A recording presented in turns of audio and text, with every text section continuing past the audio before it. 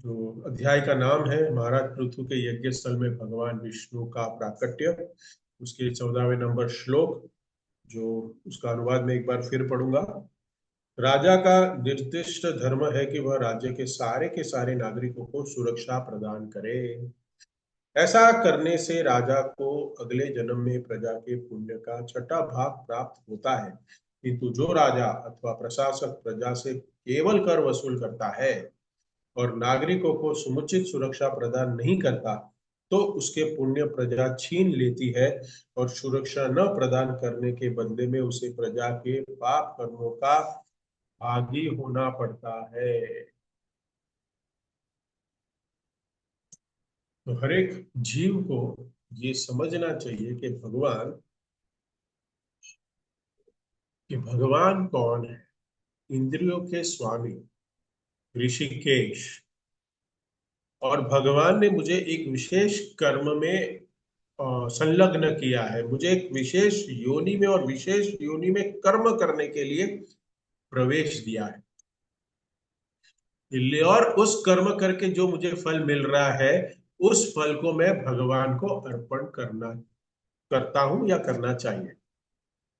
और भगवान कृष्ण की पूजा पूजा करने से मैं अपनी जीवन की स्थिति जो है उसको मैं उच्चतर बना सकता हूं या सुलभ बना सकता हूं।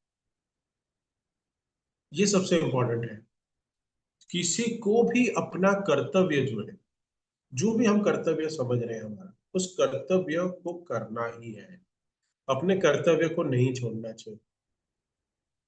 कर्तव्य के बारे में यहाँ पे प्रभुपाद ने तात्पर्य में ही पहले ही कहते हैं हम लोग 3 लाइन में बता दिया कि भौतिक जगत के कार्यों के प्रति उदासीन हो जाए तो फिर कार्य किस प्रकार आगे बढ़ेंगे, ये भी प्रश्न है। कि सभी धोती और कमंडलू लेके सब वृंदावन या हिमालय चले गए तो फिर इस संसार को कौन चलाएगा। यहाँ पे और भी भक्त लोग कुछ बोलते हैं कि अगर सभी ब्रह्मचारी बन गए तो गृहस्थ बन के सन्यासी और ब्रह्मचारियों को कौन कौन संरक्षण देगा। तो ऐसे बहुत सारे भक्त लोग तर्क करते हैं, जिनको इंद्रिय भोग पैसा कमाना होता है, गृहस्थ जीवन का उपभोग करना होता है, वो तर्क वितर्क करते हैं। तो यहाँ पे हम देख रहे हैं कि हर एक जीव को जो भी योनियों में है, मतलब मनुष्य योनि में ही कर सकते हैं जो सेवा पूजा अर्चना जो है, लेकिन जो भी आश्रम में है, जैसे वो हो सकता है 4 आश्रम और 4 वर्ण, लेकिन उसको केवल और केवल भगवान की सेवा करनी चाहिए अपने कर्तव्य को करते हुए। हम देखते हैं कि भगवान रामचंद्र, हम भगवत गीता में अर्जुन को भी कहा भगवान ने कि तुम युद्ध करो, क्योंकि कौन थे वो?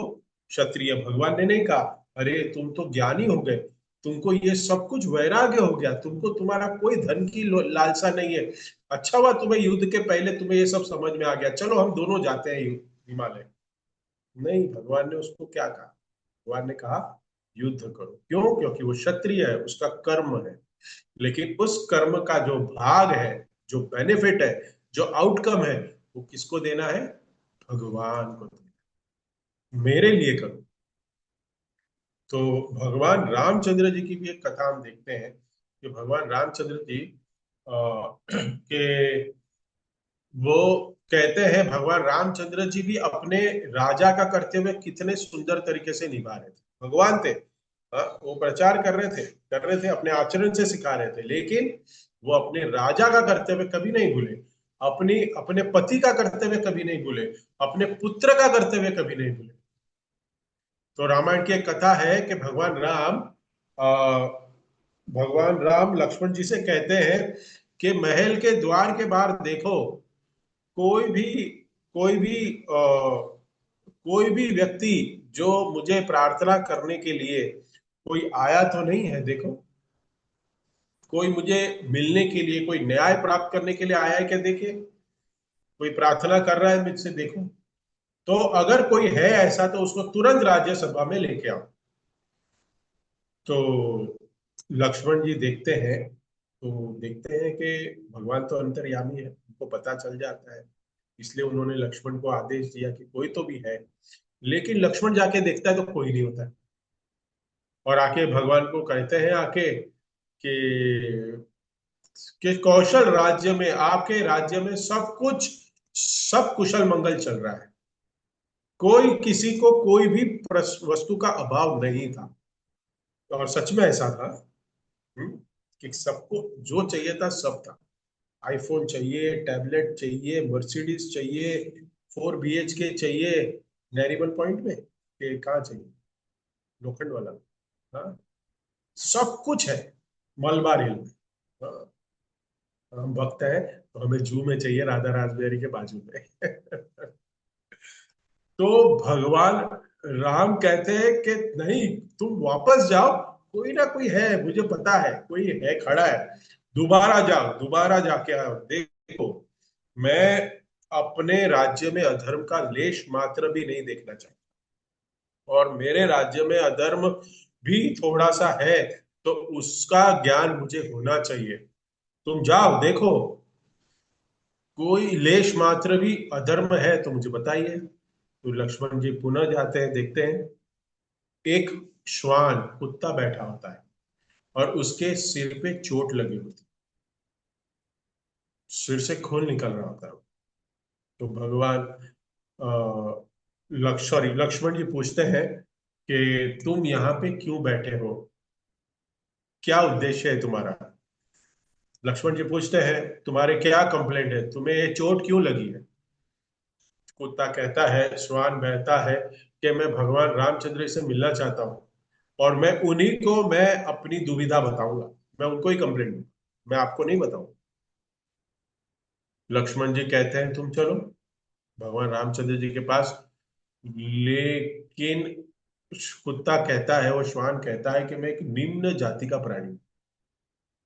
मैं मंदिर में ब्राह्मणों के घर पे, सुनिएगा, जिन जिन घरों में कुत्ते हैं, या फिर अपने परिवार वालों के या सगे संबंधियों के घर में कुत्ते हैं, उनके लिए, हाँ, आप तो सारे भक्त नहीं होगा, लेकिन फिर भी किसी को ज्ञान देने के लिए आप, तो वो कुत्ता कहता है कि मैं घर में प्रवेश नहीं कर सकता, मैं राजा रामचंद्र जी के महल में प्रवेश नहीं कर सकता, क्योंकि मैं एक कुत्ता हूं, मैं एक निम्न जाति जाति का प्राणी हूं, मैं योग्य नहीं। तो अगर भगवान राम जी मुझे अनुमति देंगे तो मैं जो प्रवेश करूंगा। और फिर बाद में लक्ष्मण जी रामचंद्र जी के पास जाते हैं कि एक कुत्ता है, एक श्वान जो है महल के द्वार पे बैठा है, उसको एक चोट लगी है, और वो आपसे मिलना चाहता है, और वो अपनी प्रार्थना को बताना चाहता है, लेकिन वो आपके महल में आने के पहले आपकी परमिशन मांग। तो भगवान राम लक्ष्मण जी से कहते हैं कि तुम फौरन जाओ, और श्वान को, कुत्ते को तुरंत लेके आओ। तो हम देखते हैं कि वो जो श्वान जो है, और भगवान राम जी उसको पूछते हैं कि तुम्हारी क्या दुविधा है, तुम क्या चाहते हो, क्या तुम्हारी प्रार्थना है। तो ये श्वान बताता है कि, तो ये जो देखो, श्वान भी जो है ना, वो बहुत धर्म के बारे में जानता था। क्यों, क्यों जानता था, क्योंकि वो त्रेता युग का कुत्ता था ना, कलयुग का नहीं था। और वो भी कौशल राज का था। तो वो सब धर्म के बारे में जानता था कि मेरा धर्म क्या है, हाँ, कुत्ते का धर्म क्या है, एक मनुष्य का धर्म क्या है, एक पत्नी का धर्म क्या है, एक पुत्र का धर्म क्या है। क्योंकि भगवान रामचंद्र जी इसको निभा रहे थे, इसको आचरण दिखा रहे थे। और वो श्वान कहता है कि राजा जो है वो धर्म के पालक होते हैं। यहाँ पे भगवान पृथु महाराज को भी यही बता रहे हैं कि राजा के कर्तव्यों के बारे में। क्योंकि पृथु महाराज ने क्या किया, क्रोध किया। क्या किया, क्रोध किया, क्रोध के कारण उनको इंद्र को मारना था। इंद्र को कह सकते हैं कि हम इंद्र से वैर कर रहे थे। और उसके विषय में भगवान, ये जो सारे श्लोक जो हम पढ़ रहे हैं इतने दिनों से, वो श्लोक में भगवान एक जीव की परिस्थिति, उसका संबंध के विषय में ज्ञान पृथु महाराज को दे रहे हैं, और हम जानते हैं इस ज्ञान से हमें लाभान्वित कर रहे हैं। हमें। तो हम देखते हैं कि श्वान जो है, कुत्ता जो कहता है, कुत्ता जो है वो कहता है कि इतना आपका प्रभाव है राज्य में, इतना सब महान सारे आपके राज्य में सब कुछ कुशल मंगल है, लेकिन मेरे साथ एक अन्याय हुआ है। और ये अन्याय क्या हुआ है? मेरे साथ ये एक अन्याय जो हुआ है, मेरे साथ जो एक अन्याय हुआ है कि मैं रास्ते पे बैठा था और एक ब्राह्मण था, उसने आके मुझे रास्ता मांगा, और मैं थोड़ा हटने में, मेरा निकलने में मेरा विलंब हो गया। तो क्या हुआ कि मेरा विलंब होने के वजह से उसने मुझे एक प्रहार करके मेरे काठी से मेरे सर पे मारा, और जिससे मुझे चोट लगी। तो मुझे न्याय चाहिए कि मेरी क्या गलती थी। तो भगवान रामचंद्र जी बताते हैं कि अच्छा, चलिए, कि क्या है, तो पूरा वाक्य समझते हैं। और फिर वो कहते हैं कि हाँ, तुम्हारे साथ अन्याय हुआ है, तो अन्याय हुआ है तो अभी आप क्या चाहते हो, आपका क्या उद्देश्य है, आपको क्या चाहिए, बताइए। तो बोलता है कि ब्राह्मण को सजा दीजिए। तो ब्राह्मण को सजा देने के लिए कह रहे हैं कि ब्राह्मण को क्या सजा दे। तो ब्राह्मण को सजा देने में ये जो श्वान है वो पूछता है, मीन्स वो मांगता है कि आप इस मठ का उसको प्रेसिडेंट बना दो, उसको अध्यपति बना दो, उसको उस मठ का क्या कहते हैं उसको, एक बड़ा आदि। स्वामी, हाँ, वो बना दीजिए। तो सारे प्रजा वाले जो वहां पे मंत्रीगण बैठे थे कि ये जो है, ये क्या मांग रहा है, ये उसको अवार्ड मांग रहा है या उसके लिए दंड मांग रहा है। ये तो अवार्ड है कि अगर कोई एक अच्छा बड़ा टेम्पल है, एक मठ है, उसका उसको अधापति बना दे, उसको वहां का प्रेसिडेंट बना दे, तो उसके लिए बहुत अच्छा हो जाएगा उस ब्राह्मण को। तो लोग सारे कंफ्यूज हो गए। रामचंद्र जी भी देखते हैं, हंसने लगे, मन मन मुस्कुराने लगे कि भाई, तुम ये क्या मांग रहे हो, क्या तुम्हारा इसके पीछे का उद्देश्य क्या है। तो रामचंद्र जी को वो श्वान कहता है कि मैं उस जो जो मठ है, उस मठ का मैं उसको प्रेसिडेंट बनाना चाहता हूँ। क्यों? क्योंकि गए जन्म में भी मैं उसी मठ का प्रेसिडेंट था, और मैंने उस पोस्ट के खातिर, उस पोस्ट में रह के मैंने कुछ ऐसे अपराध किए, मैंने कुछ ऐसे गलत डिसीजन लिए कि जिसके वजह से क्या हुआ, जिसके वजह से मुझे इस कुत्ते की योनि में आना पड़ा। तो मैं ये चाहता हूं कि ये ब्राह्मण को उस प्रेसिडेंट की पोस्ट मिले, और वो भी उसको भोग से गलती करे, और वो गलती करेगा और उसको भी अगले जन्म में कुत्ते की योनि मिले। पोस्ट पोजीशन, यही राजा की बात हो, कि राजा को यहाँ बताया गया है कि राजा जो है वो कैसे होना चाहिए। यहाँ पे बता रहे हैं, प्रभुपाद लिख रहे हैं तात्पर्य में, कि राजा का कर्तव्य है कि प्रजा को क्या दे, सुख सुविधा के साथ भक्ति प्रदान करे, भगवान विष्णु की आराधना, उनकी भक्ति पूजा अर्चना, जीवन का उद्देश्य प्राप्त करने के लिए, सारी सुख सुविधाएं प्राप्त करने के लिए, जीवन का उद्देश्य प्राप्त करने के जो सुख सुविधा प्राप्त होनी चाहिए वो प्रोवाइड करे, ये राजा का कर्तव्य है। अगर वो राजा नहीं करता है तो क्या कह रहे हैं प्रभुपाद तक इस श्लोक में, भगवान क्या स्वयं कह रहे हैं पृथु महाराज को, कि आपको सारे प्रजाओं का जो पुण्य कर रहे हैं, जो वो भक्ति कर रहे हैं, उसका छठा भाग मिलेगा। और लेकिन अगर राजा अपनी प्रजा को भक्ति की ओर आकर्षित नहीं करता, सिर्फ मटेरियल एक्टिविटी में एंगेज करता है, सारी सुख सुविधाएं प्रोवाइड करता है, जिससे वो ज्यादा अधोगति, अपनी गति को और नीचे के स्तर पर लेके जाए, तो क्या होगा? तो राजा को उसके पाप का भी भागी बनना पड़ेगा, कह रहे हैं प्रभुपाद तात्पर्य में। सुंदर से तात्पर्य लिख रहे हैं। भगवान विष्णु ने पृथु महाराज को राजा के रूप में दैहिक कार्यों से अपने को विलग रखने और सदैव भगवान की सेवा में संलग्न रहकर मुक्त पथ पर स्थित रहने का आदेश दिया था। मुक्त पथ पर स्थित रह के, अपनी पोस्ट पे, अपनी जगह पे रह के, जो अपने कर्तव्य को करके भगवान की भक्ति निरंतर चलती रहे, ऐसे कार्य करने के लिए भगवान ने अर्जुन को भी प्रेरित किया और भगवान पृथु महाराज को भी प्रेरित कर रहे हैं। और इसी के साथ साथ प्रभुपाद ने भी हमें प्रेरित किया, हमारे नियत कार्यों को करते हम भक्ति करें। और जिस जिस पोजीशन पे है, हम जिस कार्य कर रहे हैं, उसका विज्ञान को हम समझे।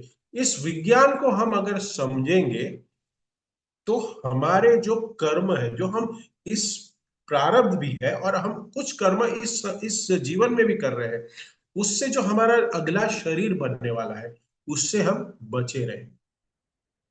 आज हम देखते हैं कि संसार में कोई भी इस प्रकार ज्ञान देने वाला व्यक्ति बचा ही नहीं है।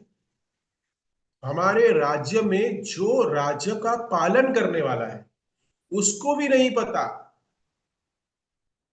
जो जो जो राज्य को पालन करने वाले, प्रजा का पालन करने वाले राजा है, अभी के जो राजा मतलब हमारा एमएलए एमपी, वो सब, वो क्या चाहते हैं कि आप ज्यादा से ज्यादा चार नियमों का भंग करो, चार नियमों को तोड़ो।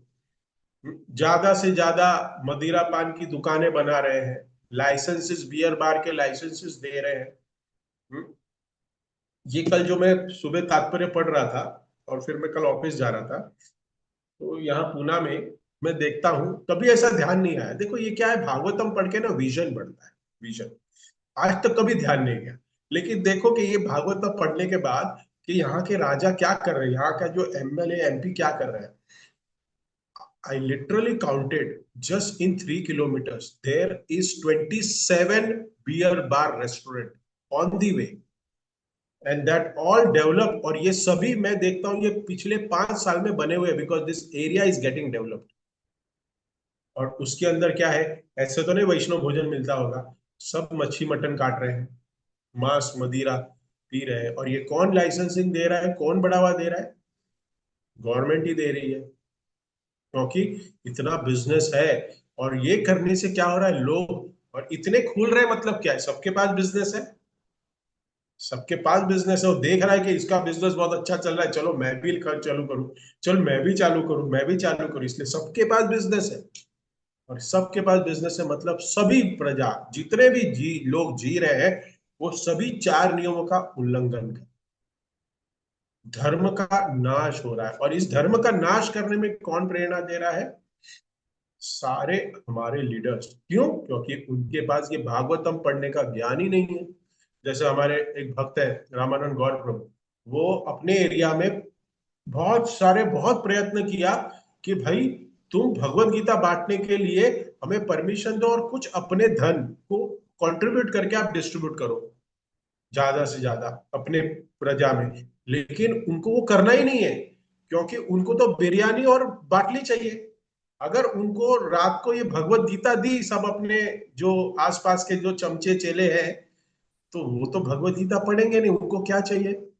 उनको तो जो चाहिए चीज जिससे वो अपना पालतू बना रहे, वो चीज तो अलग ही है।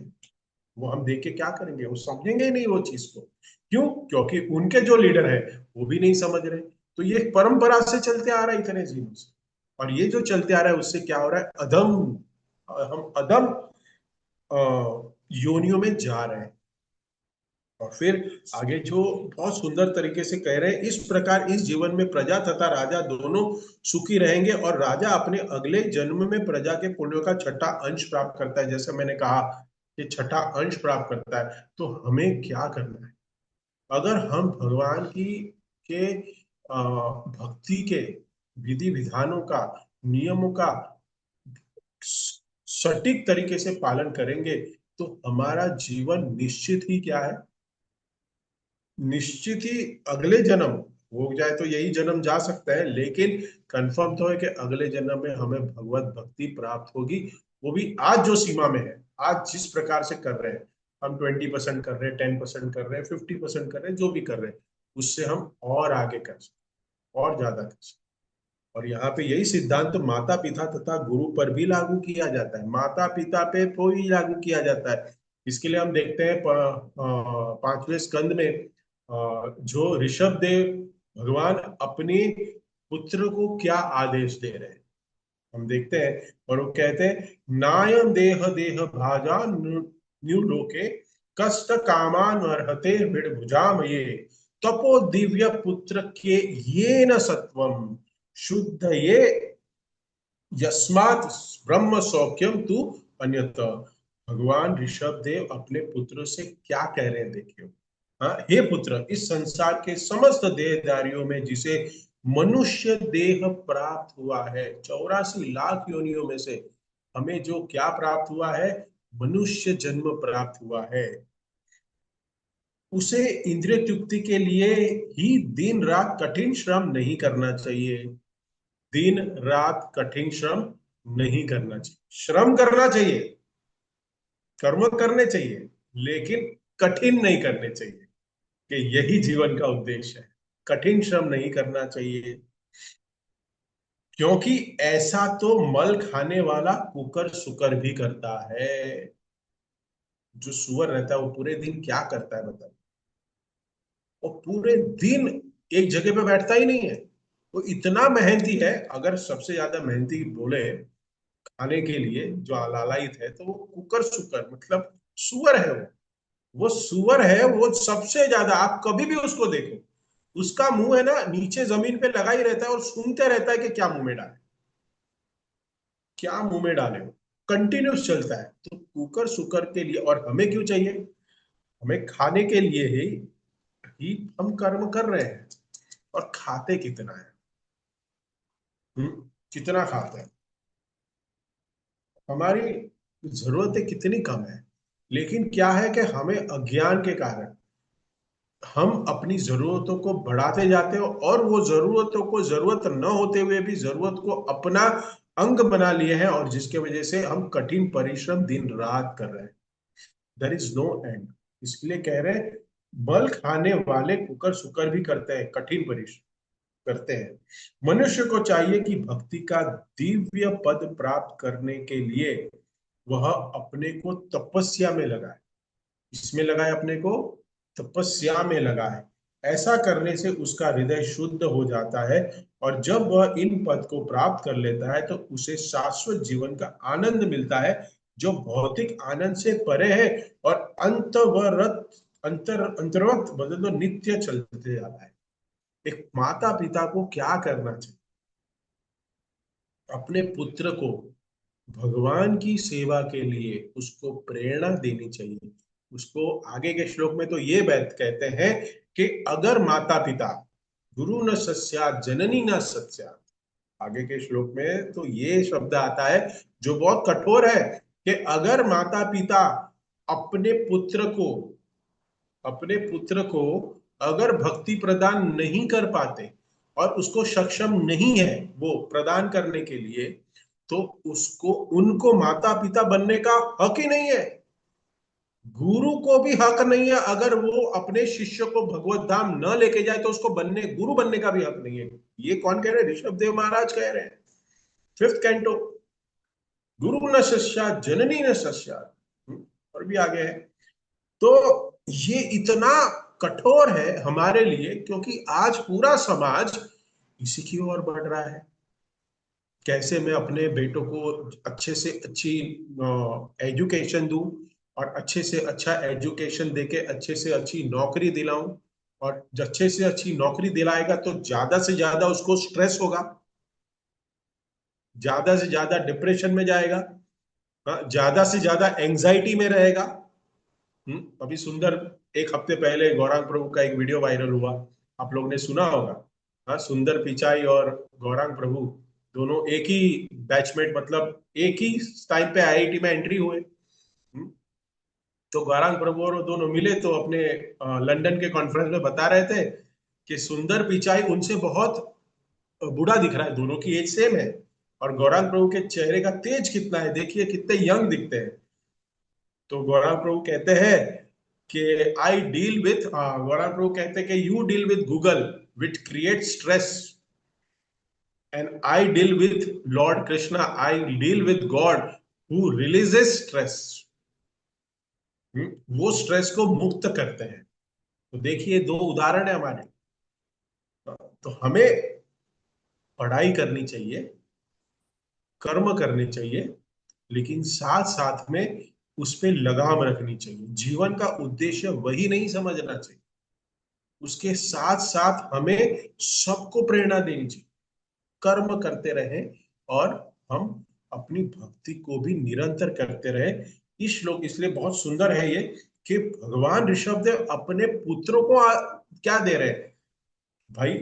अच्छे से आईआईटी में जाना, अच्छे से आईआईएम में जाना, हाँ, गूगल में नौकरी करना, बहुत सारा पैसे कमाना, मर्सिडीज खरीदना, और मुझे एक बंगला गिफ्ट करना, अच्छी सी बीवी, सुंदर बीवी रखना, हाँ, साथ में लेके चलना और दुनिया को जलाना। हाँ, नहीं, ये सब नहीं सिखा रहे। ऋषभदेव महाराज अपने पुत्रों को जीवन का उद्देश्य सिखा रहे। यही जीवन का उद्देश्य भगवान पृथु महाराज को सिखा रहे। यही जीवन का उद्देश्य ऋषभदेव भगवान अपने पुत्र को सिखा रहे, और यही प्रभुपाद हमें अपने तात्पर्यों में हमें बताने की कोशिश कर रहे। नॉट कोशिश, ये ऑलरेडी सेट। देखिए कितना है। और अगर और ऐसे ही देखे गए आज के माता पिता इतनी अच्छी अच्छी स्कूलों में भेज रहे, ये भेज रहे, वो ये क्या, सबसे महंगी, क्या कहते हैं, मैं एक इंटरव्यू देख रहा था, तो उसमें बता रहे थे कि सबसे महंगी बॉम्बे में स्कूल कौन सी है पता है आपको? धीरू भाई अंबानी इंटरनेशनल स्कूल, जो बीकेसी में। तो किसी ने पूछा उसकी फीस कितनी है, तो 16 लाख रुपया महीना। कितना लाख? 16 लाख रुपया महीना फीस, स्कूल की फीस। आईआईटी की हम बात नहीं कर रहे, आईएम की बात नहीं कर रहे। तो क्यों इतनी महंगी है? तो बोलता है हमारे पास 1,000 स्टूडेंट है। इतने स्टूडेंट है हमारे स्कूल में, सिर्फ 1,000 ही स्टूडेंट पढ़ते हैं, लेकिन टीचर्स हमारे पास 180 है। इतने स्टूडेंट है, टीचर्स कितने हैं? 180। मतलब जो रेशियो है पर स्टूडेंट एक टीचर का, मतलब पर्सनल ट्यूटोरियल हम देते हैं। फिर कहते हैं कि जो यूनिफॉर्म है वो मनीष मल्होत्रा ने डिजाइन किया है, हमारे स्कूल का यूनिफॉर्म। हमारा जो मेनू है, जो खाना देते हैं, वो कौन है बहुत बड़ा फेमस? संजय कपूर। जो संजीव कपूर। संजीव कपूर, उसने मेनू डिसाइड किया है। और फिर कहते हैं कि हमारी जो प्रेयर है वो जावेद अख्तर ने लिखी है। तो कोई कह रहा है कि भाई मुझे स्कूल में पढ़ाने भेजना है, उसको पढ़ाने भेजना है, या मुझे उसको बॉलीवुड का स्टार बनाना है? मेरे को उसको पढ़ाने भेजना है। उद्देश्य नहीं पता स्कूल का क्या है।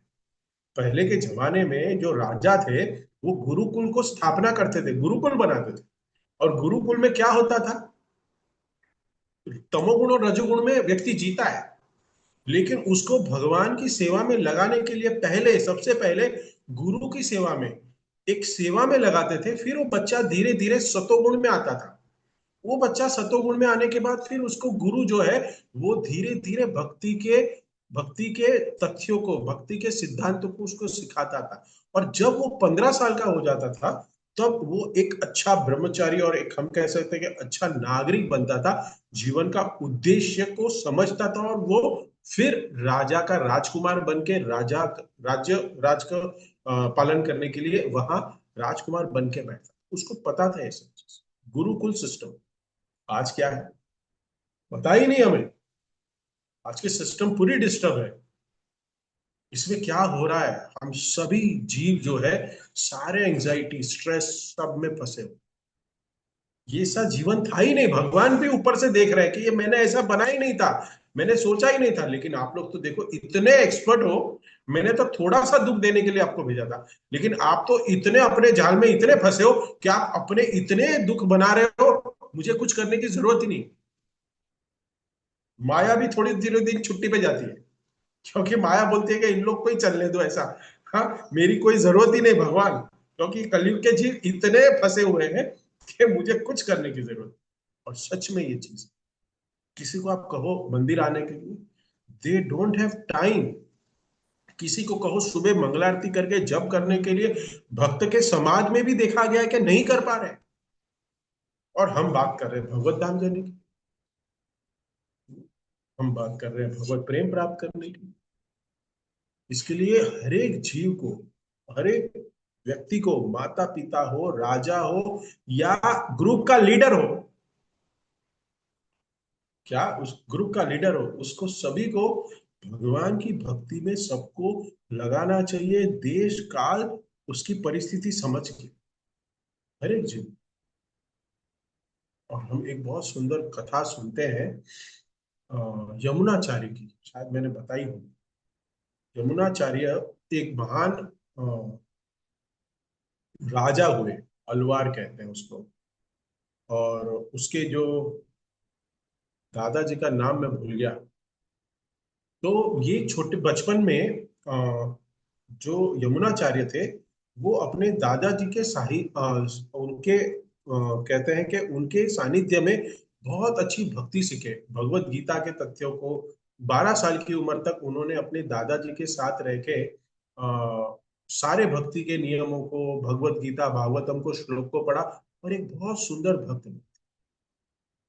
सब कुछ पता था उनको। लेकिन क्या हुआ कि जैसे जैसे वो बड़े हुए, देखिए ये जो न्यूक्लियर फैमिली है ना, मेट्रो लाइफ में जीती, उनको ये प्रॉब्लम्स पता होंगे। अभी ये तो प्रॉब्लम्स है, किसको पता ही नहीं। पता ही है सबको क्या है, कि भाई नाथ मुनि, नाथ मुनि उनके दादाजी का नाम नाथ मुनि, करेक्ट। तो यमुनाचार्य के जो दादाजी थे वो नाथ मुनि थे। तो कहते हैं कि आजकल जो न्यूक्लियर फैमिली हो गई है, माँ बाप अलग रहते हैं, माँ दादा दादी से मतलब है, माँ बाप से, बच्चा होता है मेट्रो सिटी में, फिर वो बच्चा थोड़ा बड़ा होता है तो उसको किधर डाल देते हैं, क्रश में। किधर डाल दिया, प्ले स्कूल में, क्रश में डाल दिया।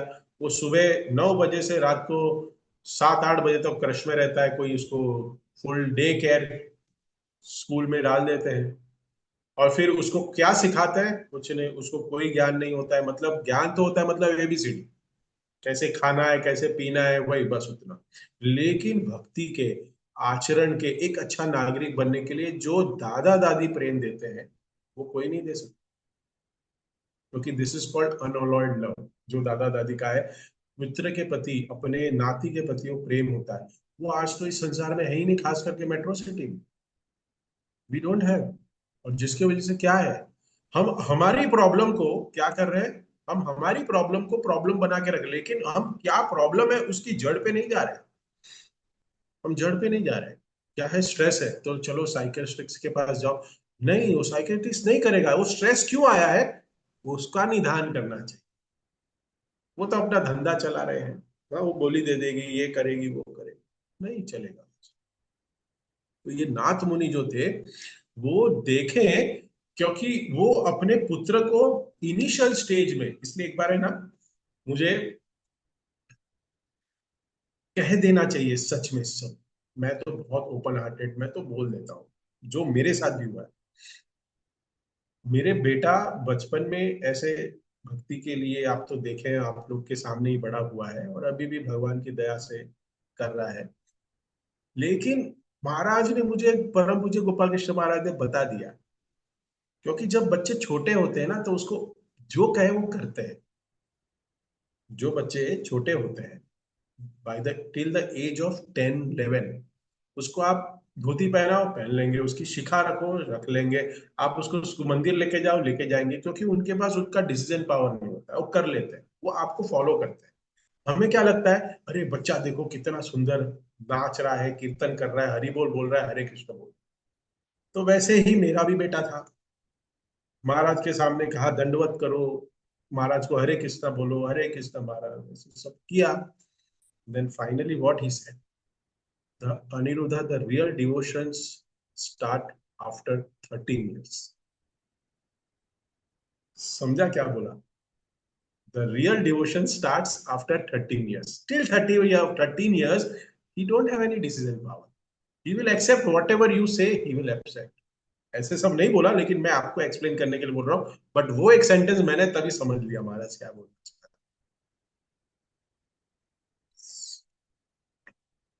यही हुआ यमुनाचार्य के साथ। 12 साल की उम्र तक वो सब कुछ सही था, लेकिन जैसे वो अपने राज्य के कारोबार और अपने पिता के साथ आए और नाथ मुनि संन्यास ग्रहण करके चले गए थे, संन्यास ले लिया अपने दादाजी ने।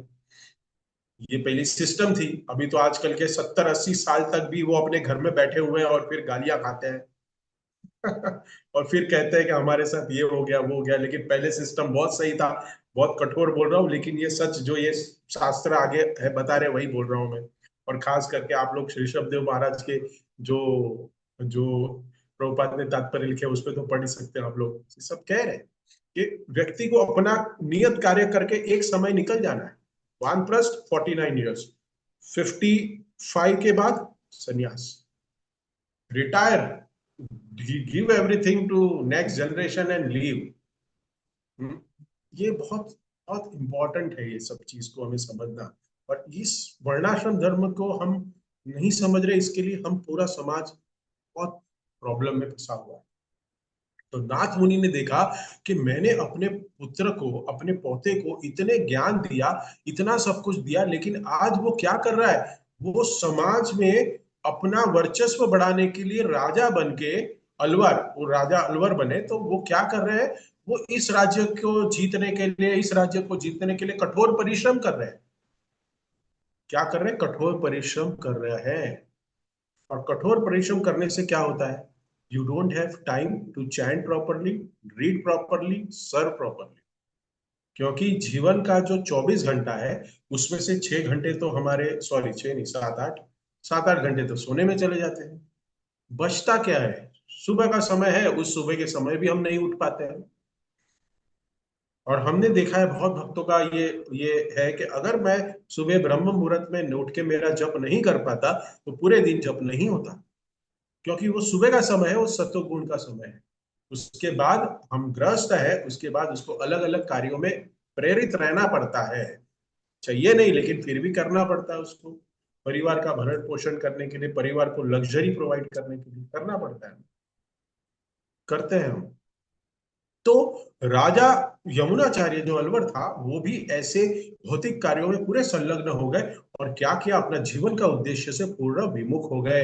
और जब नाथ मुनि ने सुना कि मेरा जो पौत्र है वो ऐसे कार्यों में संलग्न हुआ है, तो उसने अपने शिष्य राम मिश्र को कहा कि तुम जाके मेरे जो जो पौत्र है, जो यमुनाचार्य अलवर है, उसको उपदेश दो। अभी राजा है, वो राजा के पास तो ऑलरेडी बहुत बड़ी लाइन लगी होगी अपॉइंटमेंट की। ये साधु है, राम मिश्र एक छोटा सा शिष्य है, उसको राजा कैसे मिलेगा, तो उसने एक युक्ति बनाई। उसने एक विशेष प्रकार का शाक, जो साउथ इंडिया में होता है, एक विशेष प्रकार का शाक वो लिया और उसको राजा के कुक को ऑफर किया कि आप इस प्रकार का शाक, ये स्पेशल है, वो मेरे खेत में होता है, तो आप इसको राजा को बना के खिलाओ। राजा को बहुत पसंद आता है। राजा को बहुत पसंद आता है, तो फिर अलग अलग हर महीने, पूरे महीने वो ये शाक हर बार गिफ्ट कर रहा है। और फिर क्या कर दिया, एक दिन वो लेके नहीं आए राम मिश्र, वो कुक को नहीं दिया, और राजा के लिए वो साग सब्जी नहीं बनी। बोले तो अगर आपको हर रोज आपको कुछ मिले थाली में, और फिर एक दिन आप थाली में अपने पति को न परोसो, तो फिर क्या कहेंगे, क्या कुछ प्रॉब्लम है, कुछ चाहिए आपको, कुछ प्रॉब्लम हुआ है, हाँ, क्या आप नाराज हो, ऐसे होगा ना। तो वही कुक को कहा, रामा ये यमुनाचार्य ने, अलवर ने, राजा ने, कि भाई क्या हुआ, तुमने वो शाक क्यों नहीं दिया, कहाँ से आ रहा था, क्यों नहीं बनाया। तो बोलता कि एक साधु था, वो हर रोज मुझे देता था, लेकिन आज वो आया ही नहीं। तो राजा ने कहा वो पैसे लेता था तुमसे, तो बोलता नहीं पैसे नहीं, वो आपको गिफ्ट में दे रहा था, वो हर बार डोनेट कर रहा था। तो कहा राजा ने, सभी पूरे अपने मंत्रियों को, सबको कहा कि इस सीसी कैमरा चेक करो कहाँ देता था, और कहा कि इसको ढूंढो अपने राज्य में कहाँ है। और फिर फाइनली यही तो था उद्देश्य था कि राजा मुझसे मिले। इससे राम मिश्र को, जो हमारे नाथ मुनि के शिष्य है, उनसे मिलने के लिए, क्योंकि राजा से मिलके उनको उद्देश्य देना। और फिर, और पता था कि जो यमुनाचार्य जो है वो इतने मटेरियलिस्टिक हो गए, उनका जीवन का उद्देश्य अभी सिर्फ राज्य को हासिल करना और ज्यादा से ज्यादा धन संपत्ति को एक्वायर करना, पूरे मटेरियलिस्टिक हो गए। लेकिन फिर भी क्या, भक्ति कहीं ना कहीं हृदय में बचपन में पली बड़ी है, तो उसको स्फुरित करने के लिए भक्तों का एसोसिएशन चाहिए। तो राम मिश्र ने उसको, और भगवान यमुनाचार्य ये जो थे, उन्होंने उसको, राजा जो थे उसने बुलाया, और फिर उनकी भेंट हुई, और उनको कहा कि मैं आपको एक बड़ा खजाना देना चाहता हूँ, मैं आपको खजाने का एक खबर देने आया हूँ, बहुत बड़ा खजाना है जिससे आप बहुत अमीर हो जाएंगे। तो राजा को तो वही चाहिए, अगर आपको भी आज कहे कोई घर पे आके, अभी बेल मारे कि चलो चलो नीचे है ना एक खजाना मिला है और सबको बांट रहे हैं, तो शायद आप लोग जूम में एग्जिट होके चले जाओगे ना। हाँ, एग्जिट होके चले जाएंगे कि नहीं, कि यहीं बैठेंगे? अगर कोई कहे कि अरे नीचे खजाना बांट रहा है, हाँ, लाड़की बहन योजना के फॉर्म बट रहा है हाँ, तो हम नीचे चले जाएंगे, जूम में एग्जिट हो जाए, प्रभु जी आपका तो रिकॉर्डिंग भी है, बाद में सुन लेंगे हाँ, तो तो ये जो राजा था वो कहा चलो चलो देखने जाते हैं, खजाना देखने जाते हैं, लेकिन वो खजाना क्या है? तो खजाना ऐसी जगह पे है जहां पे दो नदियां हैं, और उसके 7 द्वार है, 7 दीवालें हैं, और उसके जो खजाने का जो रक्षण है वो एक सर्प कर रहा है, ऐसा खजाना है। तो राजा ने कहा चलो अपने सैन्य को लो, इस साधु को लो, इस राम मिश्र को लो, और हम लोग उस खजाना ढूंढने को जाते हैं। तो ये जो राम ऋषि ने एक एक क्या रखी अपनी, एक शर्त रखी कि नहीं, कोई नहीं आएगा, आप हम दोनों जाएंगे अकेला, इस खजाने का एक सीक्रेट है, वो मैं और किसी को नहीं बताना चाहता, आप और सिर्फ हम जाएंगे, आपकी प्रजा हमारे साथ नहीं आएगी। तो जब प्रजा नहीं आती और ये दोनों अकेले चलते हैं, तो दो व्यक्ति, दो चलते हैं तो बातें तो करेंगे। और जब एक साधु एक भक्त से जब संग होता है, तो साधु क्या बात करेगा, साधु बात क्या करेगा, क्या चर्चा करेंगे, गॉसिप करेंगे? नहीं, भागवतम और भगवत गीता के उद्देश्य उपदेश देंगे। और यही तो चाहिए था, यही तो नाथ मुनि और राम मिश्र का ट्रैप था, ट्रैप कह सकते हैं हम, हाँ, ट्रैप था ये, कि उनको, उनकी जो हृदय में जो भक्ति है उसको स्फुरित करना, उसको जगाना।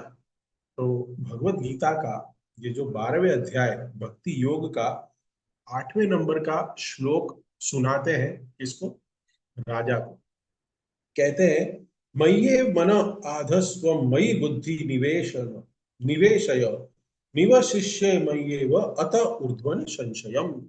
कहते हैं मुझ भगवान में अपने चित्त को स्थिर करो और अपनी सारी बुद्धि मुझ में लगाओ, इस प्रकार तुम निसंदेह मुझ में सदैव वास करोगे। अहम सर्वस्व प्रभो मत सर्व प्रवर्तते मत वासते धामम परम। बाद में और ऐसे बहुत सारे भगवत गीता के भागवतम के श्लोक सुनाते हैं, और फिर धीरे धीरे यमुनाचार्य को अपनी भक्ति, जो नाथ मुनि के जो उद्देश्य थे, जो बचपन में उन्हें सिखा था, वो सब कुछ उनको प्रेरणा मिलती है। वो धीरे धीरे अपने जो गत कर्म है उसको उसको याद करके, और वो समझते हैं कि मैंने क्या अपना जीवन किस व्यर्थ के संपत्ति प्राप्त करने के लिए मैंने उसमें अपना जीवन व्यर्थ गवा दिया। और फिर वो कहते हैं कि क्या है ये जो जो आप धन जो बोल रहे हो क्या है? राजा कहता है कि ये धन क्या है, क्योंकि सात्विक हो गए, ये सब उद्देश्यों को सुन के सात्विक हो गए, और थोड़ा सा बोलते हैं ये धन क्यों आप मुझे लाए हो, धन क्या है? तो कहते हैं वो धन क्या है, कहाँ है? तो ये जो श्री रंगनाथ जो मंदिर है, तो उसके पास दो नदी हैं, और दो नदी के बीच बीच में वो स्थित है श्री रंगनाथ टेम्पल। और उसके अंदर जाने के लिए 7 दरवाजे हैं, रंगनाथ के पास 7 स्टेजेस हैं, तो वो 7 दीवारें हैं। और श्री रंगनाथ जी जो है वो किसकी शैया में सोए हैं, सांप उनकी रक्षा कर रहा है।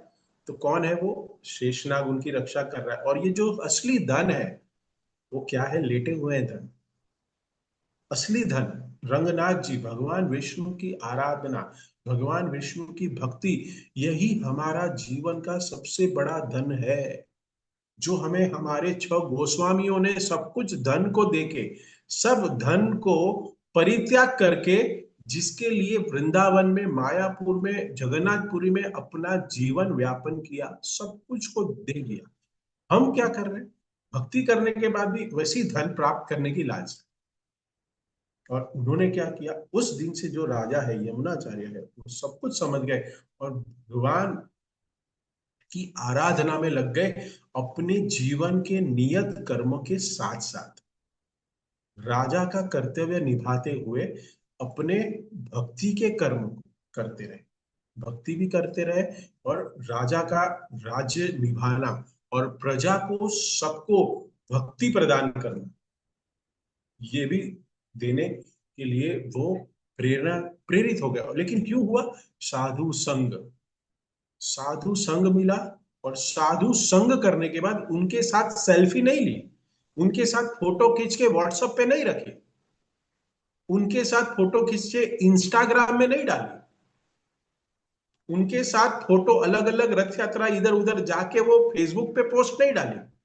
उस साधु के संग मतलब उस साधु का, राम मिश्र के जो वचन थे, भगवत गीता और भागवतम के जो तथ्य थे, उनको उन्होंने सुना और अपने जीवन में उसको पालन करने की कोशिश। और जब हम साधु संग जब करते हैं, तब साधु संग करके मतलब क्या है? साधु का संग मतलब श्रवण करना। It's not to walk with the sadhu, it's not, it's serve the sadhu. साधु को हम सर्व करें और साधु के जो आचरण है, वो जो सिखा रहे हैं हमें, उस आचरण को हम हमारे जीवन में परिपूर्ण तरह, पूर्ण तरह उसका, इनिशियली स्टेज में कुछ परसेंटेज हो सकता है, लेकिन उसके बाद धीरे धीरे अपनी अपनी जीवन को ऐसे बनाए कि हम उसको 100% फॉलो।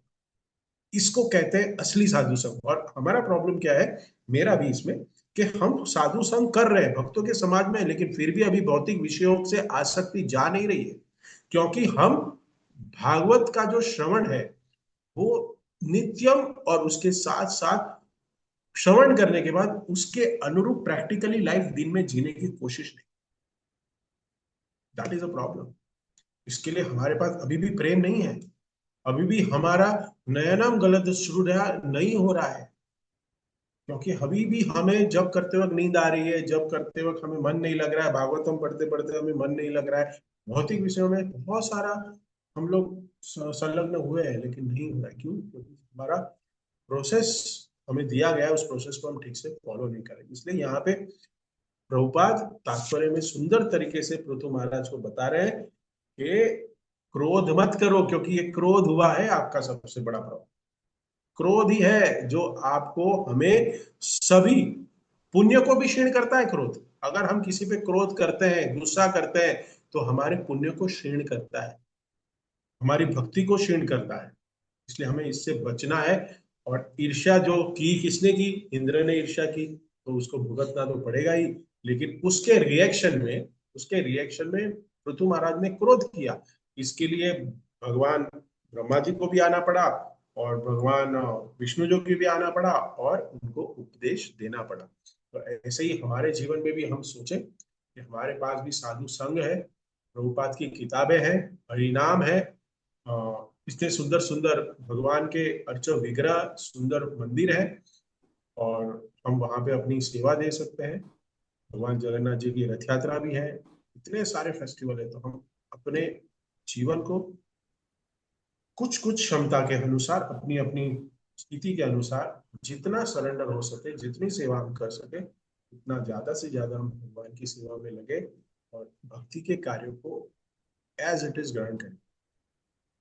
Thank you. और अपने राजा का कर्तव्य, लीडर का कर्तव्य, और कह सकते हैं माता पिता का कर्तव्य हम अच्छे तरीके से निभाए। हरे कृष्णा। किसी का कोई कमेंट, करेक्शन? हरे